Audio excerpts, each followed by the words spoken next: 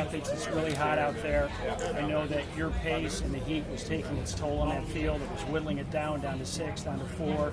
Then it was just you and Emily at the end. Take us through that last kilometer.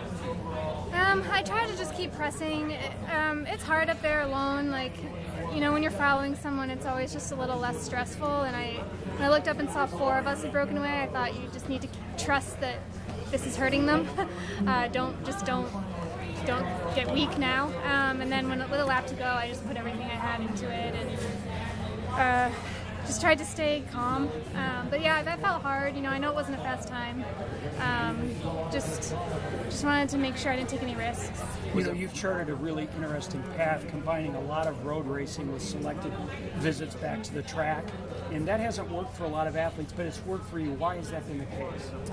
I just think there's not a huge difference. I'm comfortable on the roads, and the distances are usually a little longer, so I get my strength work in when I do them. And we always like to prepare for a half marathon in the winter, and I think that helps me a lot in track season. So I just feel comfortable going back and forth, and road races I enjoy, so it's important to have that component. One quick one, and I'll be done here, which is the Beijing incident would have been really tough for a lot of people, but somehow it looks like you've been able to transform that into something positive and inspiring. How have you been able to do that?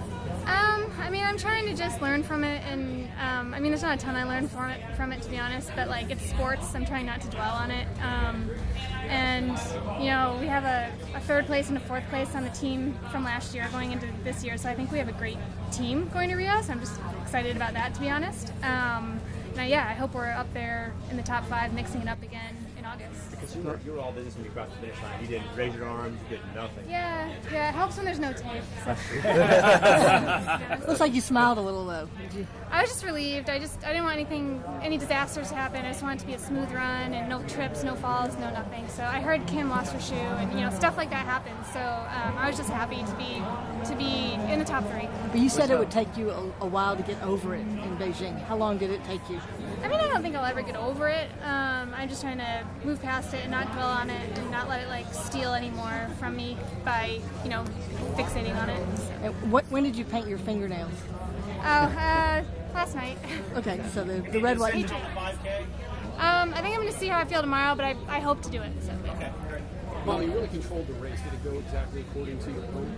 Yeah, I was hoping to go a little faster. I just wanted to stay out of trouble in the front, though. But it can be hard. It can be lonely in the front when there's no one next to you. So I would slow down a little bit just to see if anyone would come. Did you mind leading step after step after step? Or? I kind of did. I just I felt like if I couldn't break away in the first 5K, I wanted to wait till the last 1,200. So that's just kind of what happened. What did you learn in 2012 that you'll utilize this time around? Just, it's such a spectacle here. This meet is enormous and the pressure can feel enormous. So I think just trying to not have an out-of-body experience when you're on the track. I learned to just, tune that out and pretend it's any other race. Pretend it's Stanford, pretend it's a road race, whatever you need to do. Obviously everyone's Team USA friendly competition out here, but going to the last lap with Infeld right on you, did last year pop into your mind, and was it satisfying kind of blowing her away in the last 200? It did. I tried to just stay on the inside, but as long as I was in the top 3, I think that took a lot of stress off of me. I thought if Emily passes me, she passes me. I know she's been injured, so honestly that she made the team, I think she was thrilled with that.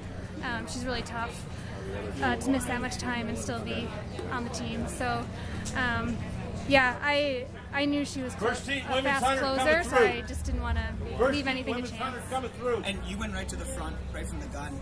Obviously, that was your plan. Did you, debate about, possibly sitting and waiting? Was that coming in? Why stick to that plan, I guess? I debated seeing if anyone else would take the pace, but I didn't want it to go too much slower than 77s, 76s.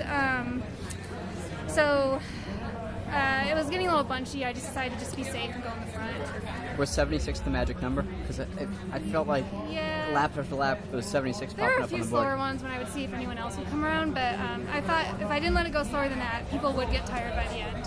So. Last question. She needs to go to the press conference. What do you think it says about your versatility that you made in the 5K last time, 10K this time?